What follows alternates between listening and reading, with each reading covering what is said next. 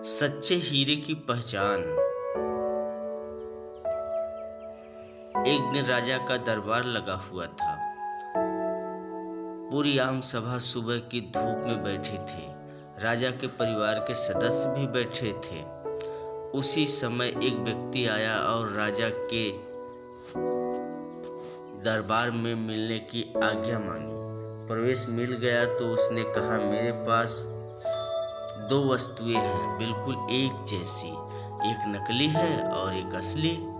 मैं हर राज्य के राजा के पास जाता हूँ और उन्हें परखने का आग्रह करता हूँ, लेकिन कोई परख नहीं पाता। सब हार जाते हैं और मैं विजेता बनकर घूम रहा हूँ। अब आपके नगर में आया हूँ। राजा ने उसे दोनों वस्तुओं को पेश करने का आदेश दिया तो उसने दोनों वस्तुएं टेबल पर रख दी। बिल्कुल समान आकार, समान रूप, रंग, समान प्रकार, सब कुछ नख सीख समान। राजा ने कहा, ये दोनों वस्तुएं एक हैं? तो उस व्यक्ति ने कहा, हाँ, दिखाई तो एक जैसी देती हैं, लेकिन है अलग। इनमें से एक बेशकीमती हीरा है और एक कांच का टुकड़ा, लेकिन रूप दोनों का एक है। कोई आज तक परख नहीं पाया कि कौन सा हीरा है और कौन सा कांच।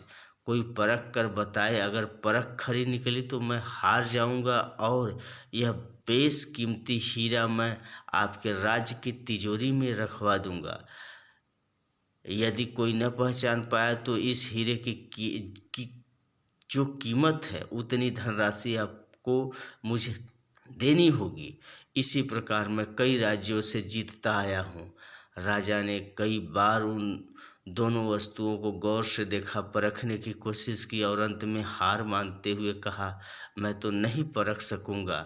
दीवान बोले, हम भी हिम्मत नहीं कर सकते क्योंकि दोनों बिल्कुल समान हैं। कोई व्यक्ति पहचान नहीं पाया। आखिरकार पीछे थोड़ी हलचल हुई। एक अंधा आदमी हाथ में लाठी लेकर आया। उसने कहा, मुझे महाराज के पास ले चलो। मैं सब बातें सुनी है और यह भी सुना कि कोई परख नहीं पा रहा। मुझे भी एक अवसर दो। एक आदमी के सहारे वह राजा के पास पहुंचा। उसने राजा से प्रार्थना की, मैं तो जन्म से अंधा हूँ, फिर भी मुझे एक अवसर दिया जाए जिससे मैं भी एक बार अपनी बुद्धि को परखूं और हो सकता है कि सफल हो जाऊं। राजा को लगा कि इसे अवसर देने में कोई हर्ज नहीं है और राजा ने उसे अनुमति दे दी। उस अंधे आदमी को दोनों वस्तुएं उसके हाथ में दे दी गई और पूछा गया कि इनमें कौन सा हीरा है और कौन सा कांच। उस आदमी ने 1 मिनट में ही कह दिया कि यह हीरा और यह कांच। जो आदमी इतने राज्य को जीतकर आया था वह नतमस्तक हो गया। आपने पहचान लिया, आप धन्य हैं। आपने वचन के मुताबिक यह हीरा मैं आपके राज्य की तिजोरी में दे रहा हूँ। सब बहुत खुश हो गए। राजा और अन्य सभी लोगों ने उस अंधे व्यक्ति से एक ही जिज्ञासा जताई कि तुमने यह कैसे पहचाना कि यह हीरा है और वह कांच? उस अंधे ने कहा, सीधी सी बात राजन, धूप में हम सब बैठे हैं। मैंने दोनों को छुआ, जो ठंडा रहा वह हीरा, जो गर्म हो गया वह कांच।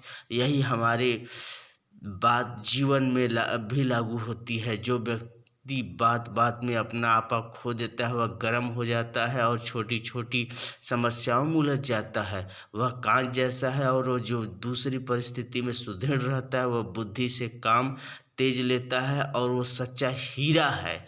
यही सही कहानी है दोस्तों।